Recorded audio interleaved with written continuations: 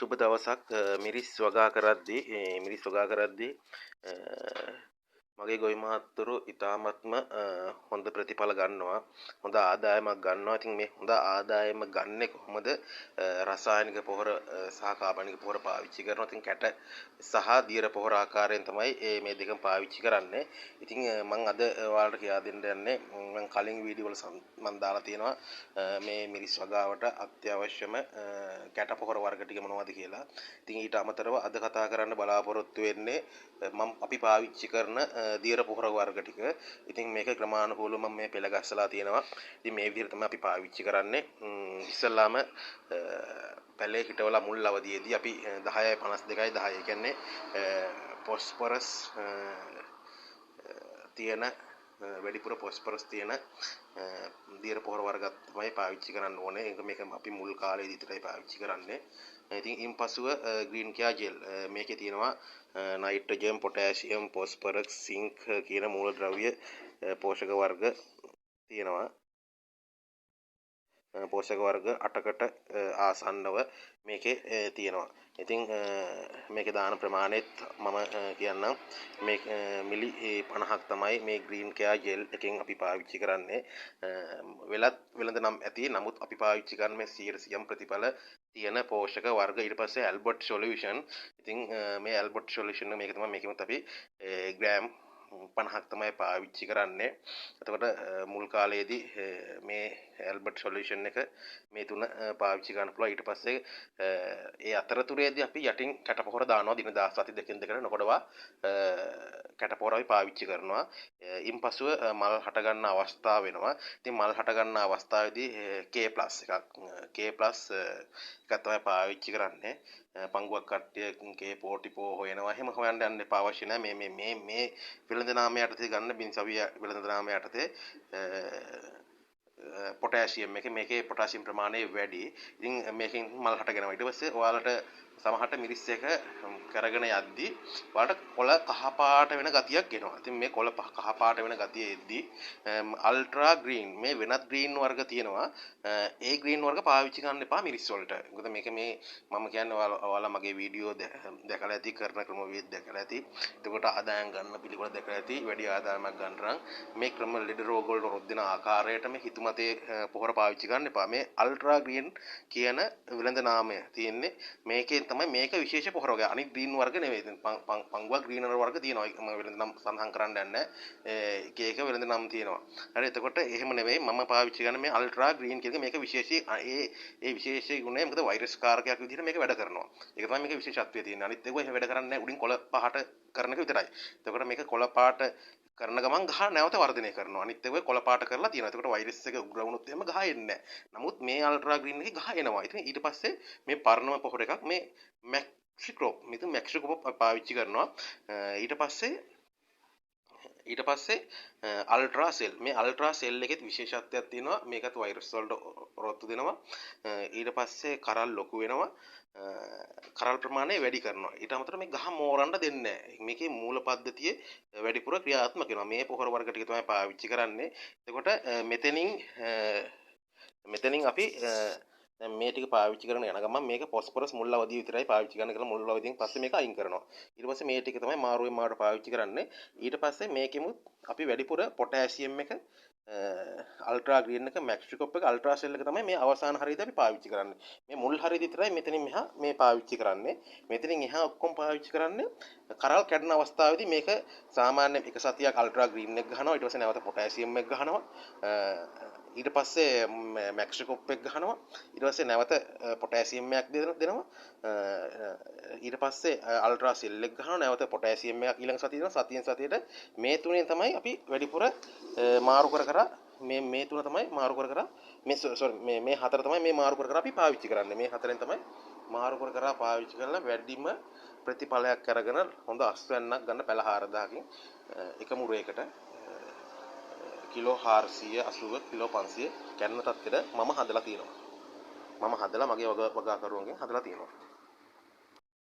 වැදගත් වෙන්නේ මේකේ අපි පාවිච්චි කරද්දී මල් විතරක්ම ගන්න නැහැ. ඒකට මල් එන්නේ පුරුකට තමයි කරලා කට ගන්න. එතකොට ගහ හදා ගන්න ගමන් තමයි මල් ගන්න. ඔයාලා කරන වැරද්දක් තමයි මල් අල්ලන්න පටන් ගත්තට පස්සේ පොටෑසියම් අධික පොහොර වර්ග පමණයි දෙන්නේ. පොටෑසියම් අධික පොහොර වර්ග දුන්නාන් පස්සේ මල් හැට ගැනීම විතරක් සිද්ධ වෙනවා. මල් හටගන්නේ පුරුකකින්. එහෙම නැත්නම් පුරුකෙන් පුරුක තමයි මේක හටගන්නේ. එතකොට ගහ හැදුන්නේ නැති වුණොත් එහෙම ගහේ වර්ධනය නැති වුණොත් එහෙම මල් හටගන්න ප්‍රමාණය අඩු වෙලා ගහ කුරු වෙලා එහෙම කරල් නැති වෙලා යනවා. එතකොට අපි මේක නිසි ක්‍රමවේදයකට තමයි මම අර කියපු ක්‍රමයට පාවිච්චි ගන්න. පොටෑසියම් එක පාවිච්චි ගන්න මල් හටගන්න සතියක් මේක ගහනවා. පොටෑසියම් එක ගහනවා. ඊළඟට අල්ට්‍රා ග්‍රීන් එක ගහනවා.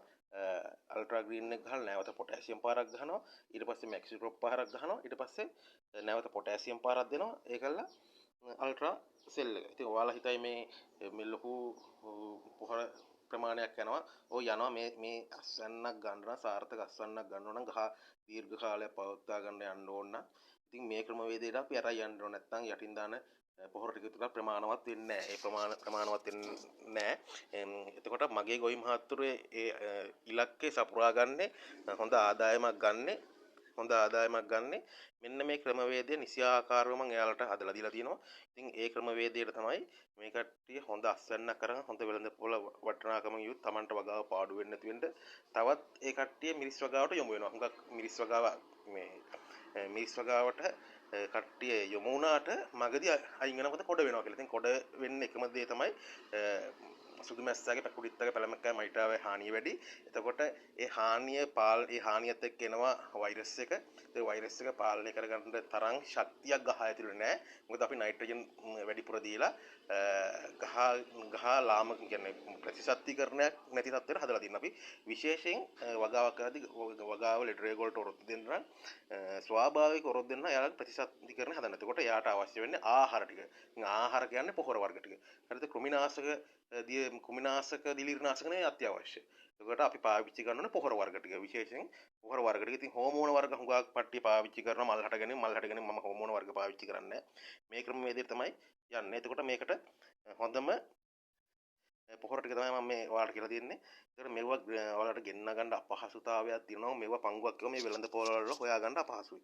ඒකට මෙවුව මේ ආදේශක පාවිච්චි කරන්න යන්න එපා.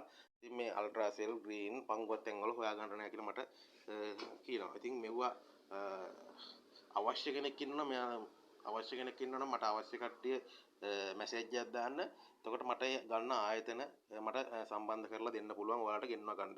එතකොට මේ ක්‍රමයට තමයි මේ කියන්නේ නිසියාකාරව අත්‍යවශ්‍යම පෝෂක ටික තමයි මම මේ ඔයාලට දීලා තියෙන්නේ.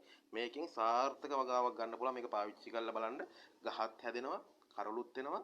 ඔයාලට ආර්ථිකමය වාසිත් ගන්න පුළුවන්. එතකොට හොඳ මිලක් වෙන කාලෙට හොඳට අස්වෙන්න ගන්න නම් මේ ක්‍රමවේදයට අරන් යන්න ඕනේ. පැලය හිටවව විතරක් නෙමෙයි ගහ සවුත්තු කරගන්න එපා. ඉතින් හුඟක් කට්ටිය කාබනික පොහොර පාවිච්චි කරනවා නිසි ආකාරව දැනුවත්ව. එතකොට දැනුවත් නැතුව පාවිච්චි කරන්න එපා. ගොම පොහොර ඔහේ ගිහිල්ලා හලනවා, එළු පොහොර ඔහේ ගිහිල්ලා හලනවා. ඊට පස්සේ දහයිය අඟුරු කර දහයිය ක්‍රමයක් නෑ හලනවා, ඩොලමයිට් ගිහිල්ලා ක්‍රමයක් නෑ හදනවා. මෙව්වා හදාගන්න විශේෂම කෘෂි කර්මාන්තය සඳහා ඉන්නවා පෝෂක වේදිකෝ. මේ පෝෂක දන්න කට්ටියගෙන් මේක අහගන්න. හැම කෙනා මේ පිළිබඳව දැනුවත් නෑ. හැම උපදේශකවරයෙක්ම මේ සම්බන්ධව දන්නේ නැහැ. එතකොට දන්න උපදේශකවරයෙක්ගෙන් හරියට කාබනික පොහොර හදාගන්න අවශ්‍ය ක්‍රමවේදය ඒක හදාගෙන තමයි පසට යොමු කරන්න ඕනේ. නැතුව දන්නේ නැතුව ගිහිල්ලා පසට යොමු කරොත් එimhe කැල්සියම් වැඩි වුණොත් මැග්නීසියම් වැඩි වුණොත් අපි අපේ පෝෂක වල බැලන්ස් වුනේ නැති වුණොත් එහෙම අපි විසින්ම ලෙඩ රෝග හදා ගන්නවා. එතකොට මේ පෝෂක වේදිකව දන්නවා මේක පෝෂක වලල්ලක් තියෙනවා. ඒ වලල්ල බැලන්ස් වෙන්න ඕනේ. එතකොට ඒකට අවශ්‍ය පෝෂක ප්‍රමාණය තියෙනවා. එතකොට මේ කෘෂි කර්මාන්ත උපදේශකවරු හොඳ උපදේශකවරු ඉන්න හොඳ උපදේශකවරයෙක්ගෙන් මේ පිළිබඳව වඩා දැනුමක් තියෙන උපදේශකවරයෙක්ගෙන් ඔබගේ ප්‍රදේශයේ බාර ඉන්නවා. එයාලගේ හරි උපදෙස් අරගෙන පාවිච්චි ගන්න හිතුමතේට එක YouTube channel බලලා එක දේවල් බලලා මේව කරන්න එපා. අපි දෙන්නේ හරිම ක්‍රමවේදය. එතකොට පංගුවක් දෙනවා තමන්ට හරි කියපු දේ තමයි තමන්ගේ channel එකේ දාන්නේ. තමන්ට හරි කියපු එක. මේක තමන්ට හරි කියපු ගන්නේ. මොකද අපිට හරි කියපු ගන්නේ මේක අපි අපේ වගාකරුවන්ට අපි හඳුන්වලා දෙන ක්‍රමයක්. ඒකට ඒ වගාකරුවන් සාර්ථක අස්වැන්න ගන්නවා. එතකොට ඒ ක්‍රමයට ගන්න ඕනේ. නැත්තම් මම මිරිස්පල 100 200ක් හිටවලා ඒකේ මට මේ හරි ගියේ මේ ආකාරයට කියලා ඒ විදිහට කරන්න යන්න එපා. එතකොට ඒ උපදෙස් මේ නීත්‍යානුකූලව නැහැ. හරි එතකොට ගහ හැදෙනකන් කියලා විනාඩි 5ක මේ වීඩියෝ එකක් දැම්මම පස්සේ විනාඩි 5න් ගහක් හැදෙන වීඩියෝ එකක් බැලුවා කියලා මිනිස් වගාවක් සාර්ථක කරගන්න බෑ. මේකේ ලොකුවට මහන්සියක් දරන්න ඕනේ. ලොකු කාලයක් කැප කරන්න ඕනේ. මාස 3ක් වගේ වෙනවා මේක ගහ හදා ගන්න ඕනේ. එතකොට මේකට ලොකුම කාලයක් ගත වෙනවා. මේ ෆෝන් එකකින් පෙන්වනට වඩා මේ විනාඩි 5ක 10ක ක්‍රියාකාරීත්වයක් channel එකකින් බැලුවා කියලා මේ මිනිස් හදන්න බෑ ඇත්තටම. එළවලු කිසිම වගාවක් කරන්න බෑ. හරිද? එතකොට ඒකේ එන ලෙඩ රෝග ටික හඳුනා ගන්න ඕනේ. ඒ ලෙඩ රෝග අවශ්‍ය බෙහෙත් ටික මොනවද කියලා දැනගන්න ඕනේ. මම පාවිච්චි කරාවේ මේ පොහොර එක මම පාවිච්චි කරා මේ පොහොර එක මං කොළ කැඩුවේ මෙහෙම ඊට පස්සේ තමයි මේ ගෙඩි එන්නේ කිව්වට එහෙම පාවිච්චි කරන්න බෑ. හරි එතකොට හරියට දැනුවත් තියෙන ඔබගේ ප්‍රදේශයේ කෘෂි පරිශන නිලධාරීන් ඉන්නවා. මේ කට්ටියන්ගෙන් අවශ්‍ය උපදෙස් අරගෙන නියමාකාරව මේ කාබනික හෝ රසායනික දෙකම ගන්න පුළුවන්. කාබනික කරත් රසායනික කරත් හරි උපදේශකවරකින් කාබනික පොහොරක් කියන්නේ දැනුවත් වෙනවා. ඒ කියන්නේ දැන් මේ රසායනික පොහොර මෙව්වා දින 14යි සක්‍රිය කාලේ දින 14කින් පස්සේ මේ පොහොර එක ෂේ වෙනවා. නමුත් කාබනික පොහොර කියන්නේ 0.1ක එකක ප්‍රතිශතයක් තියෙද්දි අපි පතර යෙදුවොත් ඒක එන්න වැඩි වෙනවා. හරි එතකොට ඒ එන්න වැඩි වෙද්දි මේක දැනගන්න ඕන අපි බැලන්ස් කරගන්නේ කොහොමද කියලා. එතකොට කාබනික පොහොරෝ වේවා රසායනික පොහොරෝ වේවා මේ දෙකම පාවිච්චි කරද්දී අනිවාර්යෙන් දැනුම තියෙන කුසි උපදේශකවරයෙක්ගෙන් මේ දැනුම ලබාගෙන තමයි මේක කරන්න ඕනේ. නැත්තම් 10 ලෝඩ් පිටින් හලනවා ගොම පොහොර ලෝඩ් පිටින් හදන කියලා වගාව අසාර්ථකයි කියලා. දැන් මොකද හුඟක් රජයෙන් මේකට ආධාර දෙනවා ලක්ෂ 10 15ක ආධාරයකුත් දෙනවා. එතකොට රජය බලාපොරොත්තු වෙන්නේ අපිට ඒ සෙන්ට්‍රල් බැංක් එකෙන් ආසියානු සංවර්ධන බැංකුවෙන් ඔයාලට මේ දෙන්නේ මේක 150ක් හෝ නොමිලෙත් දෙන තැන තියෙනවා. මේක දෙන්නේ මේ අපේ කෘෂි කර්මාන්තය දියුණු කරගන්න මිසක්. එතකොට අපි net එක අරගෙන හරි උපදෙස් ගන්න නැතුව වගා විනාශ කරලා රජයට බැන්නට වැඩක් නැහැ. පවතින රජ වලට බැන්නට වැඩක් නැහැ. තමන් ගද්දි උපදෙස් ගද්දි හරි උපදේශකවරයෙක් තෝරාගෙන එක උපදේශකවරයෙක්ගෙන් නියමාකාරව එතකොට ෆෝන් එක බලලා එකක් ගහන්න යන්න එපා. තව එකක් බලලා එකක් ගහන්න යන්න එපා. හරි උපදේශකවරයෙක් තෝරාගෙන ඒ උපදේශකවරයාත් එක්ක මේ ගමන යන්න. නැතුව ඔයාලට කරගන්න අපහසු නම් දැනුම නැත්තම් තමන් ඒකෙන් දැනුම ලබා ගන්න අලුත් කෙනෙක් නම් ඒකෙන් දැනුම ලබා ගන්න නැත්තම් එක එක්කෙනාගෙන් තෙල් කඩේ මුදලාලියෙකුත් අහනවා කෘෂි උපදේශකවරයෙකුත් අහනවා තවත් නැත්නම් වෙනත් සමාගම් වල උපදේශකවරු ඉන්නවා එයාගෙමුත් අහනවා ඊට පස්සේ YouTube channel එකක් බලලා ඒකෙමුත් බලනවා ඒකල්ල ගහපුවම පස්සේ වගාව අසාර්ථකයි. එතකොට මේක හරි කවු හරි කමන්නේ කඩවල වලත් ඉන්න හොඳ මේ සම්බන්ධව කෝස් කරපු කට්ටිය. එතකොට පංගොක් ඉන්නවා ඩිප්ලෝමාධාරීත් ඉන්නවා.